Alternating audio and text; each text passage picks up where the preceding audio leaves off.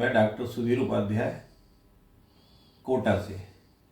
गीता परिचय अभियान का 1 वर्ष पूरा करने के बाद मजबूरन ये वीडियो बनाना पड़ रहा है। 1 साल पहले ज़बरदस्ती किसी के कहने से हम इस गीता परिचय अभियान की जो क्लासेज हैं उसमें जुड़े और ऐसा लगा कि इतने सालों से गीता पढ़ी, समझ में आती नहीं। कर्म योग, ज्ञान योग, भक्ति योग, ऐसा लगता है कि योगों में गीता है। लेकिन इस गीता परिचय अभियान के द्वारा जो एक विशेष तरीके से, विशेष परिस्थिति में, विशेष तरीके से, विशेष आचार्यों द्वारा ये गीता पढ़ाई गई, ऐसा अनुभव बड़ा अद्भुत था। आपकी पसंद का वार, आपकी पसंद के 2 घंटे और आपकी पसंद की, ऐसा लगा है किताब भी हमारी पसंद की मिल गई। साधक संजीवनी जिसका आधार है और जिसमें रामचरितमानस व अन्य संतों की उसके साथ इतना तरीके से जोड़ा है, ऐसा लगता है कि जैसे तुलसीदास जी ने रामचरितमानस गीता पढ़कर ही लिखी है।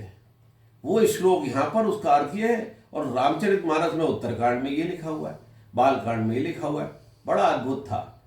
विजय शंकर जी मेहता जी एक बार आए, उनको मैंने किताब भेंट की जब ये क्लास का शायद पहला दूसरा महीना चल रहा था। उन्होंने कहा ये अभियान बहुत अच्छा चल रहा है और आप लोगों ने इस गीता में जान डाल दी है। हमने कहा कैसे?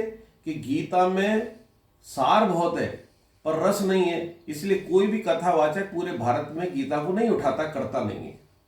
लेकिन आपने इसको एक तो ग्रुप में जोड़ा है, 50-60 जने रहते हैं, एक उनके आचार्य, एक तारीख रहती है, एक समय रहता है, एक निश्चित पे ये आप बैठेंगे। 7 दिन आपको तैयारी के मिल जाते हैं, सवाल पूछने के मिल जाते हैं, आप अध्ययन भी कर लेते हैं। दूसरा, आपने इसको चित्रण कर दिया है, श्लोक उसका हिंदी में, फिर उसका अर्थ लिखा हुआ जो साधक संजीवनी ने लिखा है, फिर आपने उसका चित्रण कर दिया तो बैठ जाती है दिमाग में। फिर उस श्लोक पे सब जने अपने अपने हिसाब से व्याख्या करते हैं, आचार्य जी समझाते हैं, जिसकी समझ में नहीं आता वो सवाल करते हैं और वो सवाल ऐसा होता है सबको ऐसा लगता है कि ये हमारे मन में हो रहा था और हमें सबको उत्तर मिल जाते हैं। तो 50-60 की एक बुद्धि, उसके ऊपर आचार्य और उसके ऊपर पूरी टीम निगाह रखती है।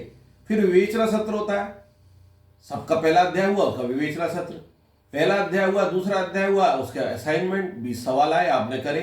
फिर 6 महीने बाद पूरे ग्रुप का बड़ा एग्जाम, 6 अध्याय बाद, 12 अध्याय बाद, 18 अध्याय बाद, फिर सारी गीता। तो ऐसा लगा कि इतना निचोड़ है, आखिरी के 18वें अध्याय तक पहुंचते पहुंचते तो ऐसा लगा था, अब लगने लगा है, अभी भी लग रहा है कि ये तो बहुत ही सरल तरीके से भगवान ने हमें समझाया है कि जो कुछ हमने पाया है वो दूसरों के लिए पाया है। हम पूरी शक्ति लगा के कर्म करें, कर्म से पीछे नहीं हटना। लेकिन करा कौन रहा है? प्रभु करा रहे हैं। प्रभु अपने काम के लिए करा रहे हैं, हमें निमित्त बना के भेजता है। जो हमारे अंदर कला है, मैं जैसे चिकित्सक को चिकित्सा है, धोबी अगर प्रेस करता उसकी कला है, जुए तक की कला में कहा ये कला मैं ही हूं, लेकिन उसका सदुपयोग करना है, ये भगवान ने बताया। और जो आपके कला है वो दूसरों के लिए है। आप दूसरों की सेवा करते रहे, आपके कर्तव्य कर्म करते रहे और शास्त्र विहित करते रहे, जैसे प्रभु करते हैं वैसे आप करते रहे, तो आपको कुछ सोचने नहीं, इतना आनंद आता है। सबसे पहली चीज तो, और जो इतनी बढ़िया मुझे लगी कि इससे भक्ति मिलती है और अभयता मिलती है। जो भगवान ने कहा कि अभय कर दे, और अभय क्या है कि आपने किसी को भी भगवान की भक्ति की तरफ जोड़ दिया, वो अभयता होगी।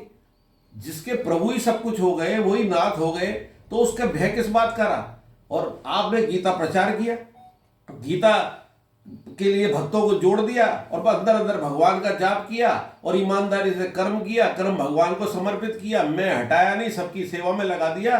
गीता का इससे बढ़िया क्या भाव होगा? समता का भाव रखा, राग द्वेष नहीं रखा, सुख दुख में सब एक रहे और एक निश्चयात्मक बुद्धि कर ली कि मुझे केवल इसी जन्म में भगवत प्राप्ति करनी है। इससे बढ़िया संदेश, इतने बढ़िया आनंद, ऐसा लगता है कि जीवन में दुख तो है ही नहीं। हम परमानंद के अंश, आनंद स्वरूप हम भी हैं, वो परमानंद है, हम उसके स्वरूप हैं, उसके अंश हैं, इसलिए दुख जीवन में है ही नहीं।